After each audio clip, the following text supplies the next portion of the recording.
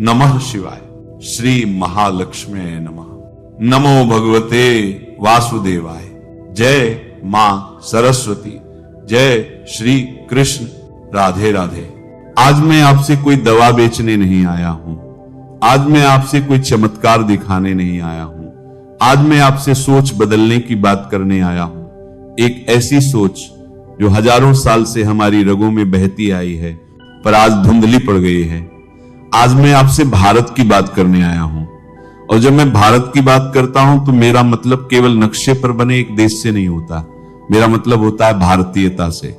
वो भारतीयता जो सिर्फ एक भूगोल नहीं, एक चेतना है, एक जीवन दर्शन है, एक समग्रता है जिसमें जीवन के हर पहलू को जोड़कर देखा जाता है। और सुनो, जब ये जीवन दर्शन बिगड़ जाता है तब बीमारियां जन्म लेती हैं। केवल शरीर की बीमारियां नहीं, समाज की बीमारियां, राष्ट्र की बीमारियां। आज आदमी बीमार है, देह से भी बीमार है, मन से भी बीमार है, राष्ट्र की बीमार है कि दोनों ने बीमार है में, और सबसे ज्यादा सोच से बीमार है। हमने स्वास्थ्य का अर्थ भुला दिया है। स्वास्थ्य का अर्थ है स्वस्थ, यानी अपने आप में स्थित। आज हम अपने आप में स्थित नहीं हैं, हम भटके हुए हैं। बाहर की हर चीज को अंदर ठूंस रहे हैं और अंदर की हर बात को बाहर उगल रहे हैं। यह असंतुलन ही सब रोगों की जड़ है। आज की सबसे बड़ी बीमारी है अधीरता। आदमी को सब कुछ तुरंत चाहिए, सुख तुरंत चाहिए, आराम तुरंत चाहिए, इलाज तुरंत चाहिए। दर्द हुआ गोली, तकलीफ हुई ऑपरेशन, कारण समझने का धैर्य नहीं है। पर भाइयों, भारत की आत्मा अधीर नहीं है, भारत की आत्मा धैर्य है, भारत की आत्मा विवेक है। वह कहती है ठहरो, देखो, समझो, फिर आगे बढ़ो। यही विवेक आयुर्वेद का भी मूल आधार है। अब आयुर्वेद क्या है, इसे गहराई से समझो। आज लोग आयुर्वेद को कमजोर समझते हैं, कहते हैं ये धीमा है, पुराना है, देसी है, तुरंत असर नहीं दिखाता। लेकिन मैं पूछता हूं, जो विद्या हजारों साल से मानव जाति को जीवित रखे, उसे बीमार होने से बचाए, उसे संतुलित रखे, क्या वह कमजोर हो सकती है? नहीं। असल में हमारी समझ कमजोर हो गई है। हमने तेज को अच्छा मान लिया है। आयुर्वेद का अर्थ सीधा है आयु प्लस वेद, आयुर्वेद अर्थात जीवन का पूरा ज्ञान, केवल बीमारी मिटाने का नहीं, बल्कि जीवन को सही ढंग से जीने का विज्ञान। इसके महान आचार्य चरक ऋषि ने साफ कहा है, स्वस्थस्य स्वास्थ्य रक्षणम आतुरस्य विकार प्रशमनम च। यानी आयुर्वेद का पहला काम है जो स्वस्थ है उसके स्वास्थ्य की रक्षा करना, और दूसरा काम है जो बीमार है उसकी व्याधि को शांत करना। देखो कितना सुंदर क्रम है, पहले बचाव फिर इलाज, पर आज हम उल्टा कर रहे हैं। पहले लापरवाही से बीमारी को निमंत्रण देते हैं, फिर दवा और ऑपरेशन के पीछे भागते हैं। यह चरक के सिद्धांत के विपरीत है। अब आधुनिक चिकित्सा और आयुर्वेद के फर्क को समझो। आधुनिक चिकित्सा अक्सर लक्षण केंद्रित है। वह कहती है जहां दर्द है वहीं इलाज करो, जहां टूटा है वहां पट्टी बांधो।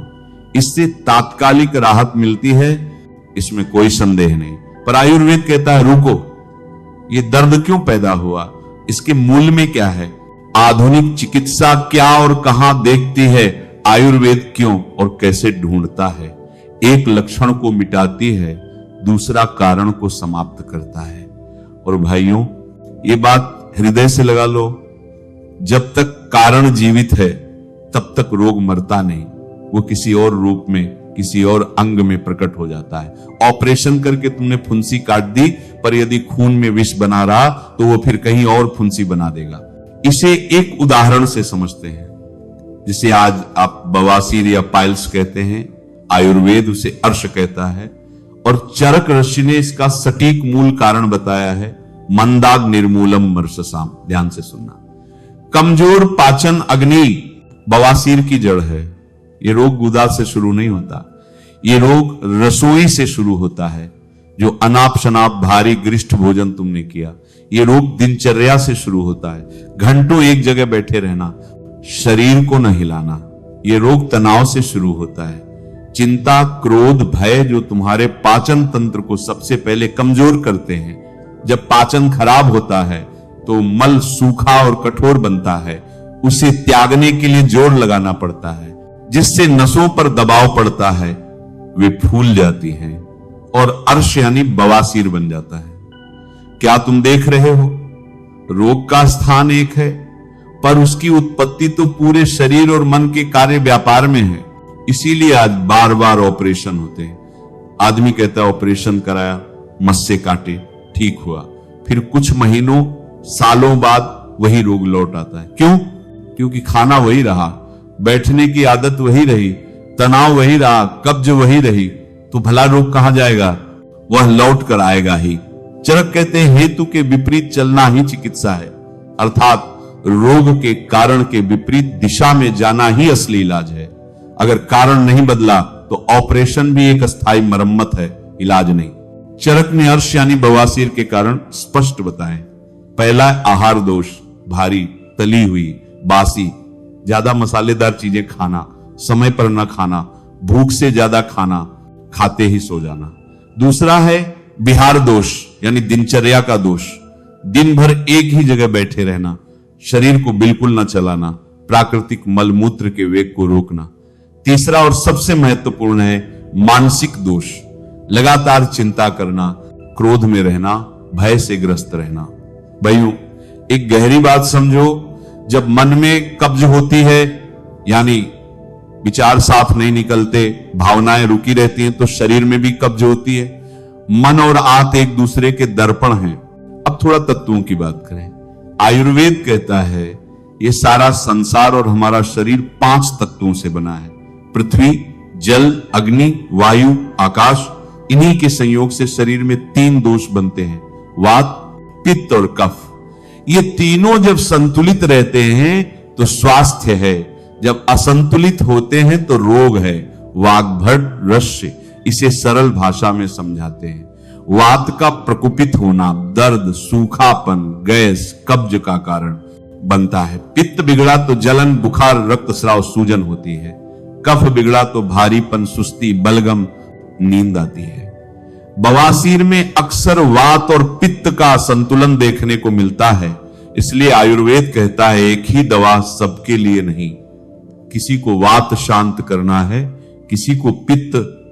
प्रकृति अलग अलग है, एक शांत स्वभाव का है वात, दूसरा चंचल। एक की पाचन अग्नि तेज है, दूसरे की मंद। उसके अनुसार आहार, दिनचर्या और औषधि होगी। यह है व्यक्ति केंद्रित चिकित्सा जो हजारों साल पहले हमारे ऋषियों ने खोजी थी। अब सुनो, कई लोग कहते हैं कि आयुर्वेद में ऑपरेशन नहीं होते। ये भ्रम है। शल्य चिकित्सा के जनक सुश्रुतस्य हमारे ही हैं। उन्होंने नेत्र, कर्ण, नासिका, यहां तक कि प्लास्टिक सर्जरी तक की विधियां विस्तार से बताई, पर उनका विवेक देखो। सुश्रुत कहते हैं यत्र औषधैर्न सिद्धिहा तत्र शस्त्रम प्रयोजयेत, अर्थात जहां दवा, आहार और जीवन शैली में सुधार से काम नहीं चल रहा, केवल तभी शल्य क्रिया का प्रयोग करो। शस्त्र चिकित्सा अंतिम विकल्प है, पहला नहीं। आज हालात उल्टे हैं। पहले शस्त्र उठाया जाता है, बाद में विवेक दौड़ता है। यह भारतीयता नहीं है। भारतीयता कहती है पहले सब कोमल उपाय करो, अंत में ही कठोर कदम उठाओ। आयुर्वेद की पहली और सबसे महत्वपूर्ण औषधि है आहार। चरक कहते हैं आहार संभो ही देहा, यह शरीर आहार से ही बनता है। तो जिस चीज से शरीर बना है उसी से उसे ठीक भी किया जा सकता है। गलत आहार सबसे बड़ा रोग कारक है और सही आहार सबसे बड़ा रोग नाशक। दवा तो बाद में आती है। गलत भोजन हो तो सही दवा भी बेअसर हो जाती है या नई समस्या खड़ी कर देती है। आयुर्वेद में हर रोग के लिए पथ्य और अपथ्य बताया गया है। क्या खाएं, क्या न खाएं, ये कोई रोक टोक नहीं, विज्ञान है। इसी आहार का एक महत्वपूर्ण हिस्सा है फल। आयुर्वेद फल को इसलिए महत्व देता है क्योंकि फल प्रकृति का सीधा पका हुआ सात्विक प्रसाद है।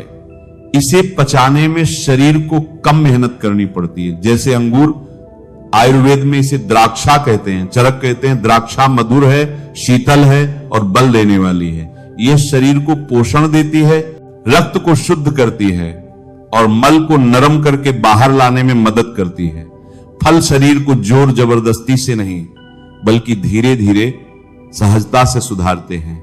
इसी कड़ी में आती है सूखी द्राक्षा यानी किशमिश और मुनक्का। इन्हें आयुर्वेद में मृदु रेचक कहा गया है। मृदु यानी कोमल, रेचक यानी शुद्धि करने वाला, यानी ये जबरदस्ती हैजा या दस्त नहीं लाते बल्कि आंतों की प्राकृतिक गति को नरमी से उत्तेजित करके सहज शुद्धि करते हैं। रात भर पानी में भीगी किशमिश सुबह खाना एक बहुत ही सरल उपाय है, पर हर चीज की तरह इसमें भी संयम जरूरी है। वाग्भट रस्य चेतावनी देते हैं, अति सर्वत्र वर्जेत। अति हर जगह बुरी है। ज्यादा मात्रा गलत समय गलत प्रकृति के व्यक्ति के लिए यहां तक कि पानी भी विष बन सकता है। अब एक साधारण सब्जी की बात करें, मूली। आयुर्वेद में इसे मूल्क कहते हैं। ये पाचन अग्नि को प्रज्वलित करती है, जड़ से ही अग्नि को बढ़ाती है। पर यहां भी आयुर्वेद अंधविश्वास नहीं सिखाता। वो कहता है हर चीज का समय, मात्रा और व्यक्ति की प्रकृति के अनुसार प्रयोग हो। रात को मूल्य खाना अच्छा नहीं क्योंकि तब तक पाचन शक्ति कम होने लगती है। ये विवेक है। इन सबके मूल में है मन। चरक स्पष्ट कहते हैं, मनः शरीरस्य कारणम। मन ही शरीर का कारण है। मन बीमार तो शरीर बीमार। आज आदमी का मन डर में जी रहा है, भविष्य के डर में, भाग दौड़ में जी रहा है, सफलता की दौड़ में, तुलना में जी रहा है दूसरों से अपनी तुलना में। और फिर पूछता है तनाव क्यों है, बीमारी क्यों बढ़ रही है। मन की इस अशांति का सीधा प्रभाव हमारे पाचन, हमारे हार्मोन, हमारे रक्त प्रवाह पर पड़ता है। इसलिए आयुर्वेद में मन की शांति के लिए ध्यान, प्राणायाम, सत्संग, प्रकृति से जुड़ाव जैसे उपाय बताए गए हैं। यहीं से हम दिनचर्या पर आते हैं जो आयुर्वेद की आत्मा है। अगर दिनचर्या ठीक हो जाए तो आधी बीमारियां अपने आप भाग जाती हैं। सुबह ब्रह्म मुहूर्त में उठना, मुंह हाथ धोकर शौच जाना, थोड़ा व्यायाम, प्राणायाम, समय पर सात्विक नाश्ता और भोजन, दोपहर में थोड़ा विश्राम, रात को हल्का भोजन और समय पर सोना। ये सरल बातें लगती हैं पर आज के जमाने में सबसे कठिन हो गई हैं। हमने प्रकृति के नियमों के विपरीत जीना शुरू कर दिया है। क्योंकि इस दिनचर्या का एक और विस्तार है थुतुचर्या, थुतु के अनुसार जीवन जीना। आयुर्वेद कहता है प्रकृति से लड़ोगे तो हारोगे। गर्मी में प्रकृति गर्मी देती है तो तुम ठंडक देने वाला हल्का तरल आहार लो। सर्दी में प्रकृति ठंडक देती है तो तुम गर्म स्निग्ध पौष्टिक आहार लो। वर्षा ऋतु में पाचन कमजोर होता है तो हल्का सुपाच्य खाओ। सर्दी में ठंडा सूखा खाएगा वह रोग को निमंत्रण देता है। तो भाइयों, ये सब मिलाकर क्या बनता है भारतीयता का असली अर्थ? भारतीयता का अर्थ है दवा से पहले आहार पर ध्यान देना, ऑपरेशन से पहले विवेक से कारण ढूंढना, इलाज से पहले जीवन शैली सुधारना। यह समग्र दृष्टि ही भारतीयता है। हमने अपने घर, अपने रसोई घर, अपने दिनचर्या का ज्ञान खो दिया है और दवा की दुकानों पर भटक रहे हैं। भारत को भारतीयता के आधार पर फिर से खड़ा करना है तो इस आयुर्वेदिक सोच को लौटाना होगा। अपने रसोई को अपनी पहली दवाखाना बनाना होगा। अपनी दिनचर्या को अपनी सबसे बड़ी साधना बनाना होगा। अंत में चरक, सुश्रुत और वाग्भट तीनों एक ही सार बात कहते हैं, संतुलन ही स्वास्थ्य है। अति नहीं, अपर्याप्ति नहीं, बस संतुलन। खाने में, सोने में, जागने में, काम में, विश्राम में। ये संतुलन ही तो योग है। दवा से नहीं, विवेक से जियो। प्रकृति के साथ तालमेल बनाकर चलो। यही भारत की सनातन आत्मा है, यही असली भारतीयता है।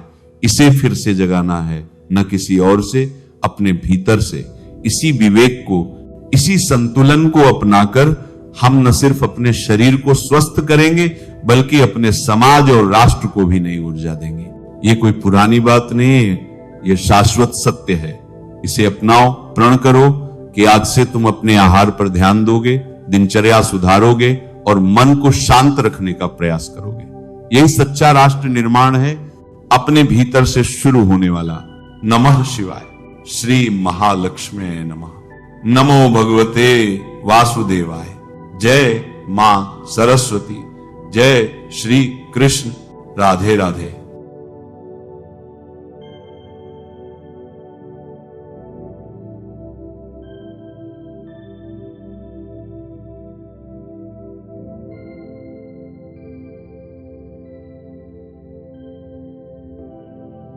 नमः शिवाय। श्री महालक्ष्मी नमः। नमो भगवते वासुदेवाय। जय मां सरस्वती। जय श्री कृष्ण। राधे राधे।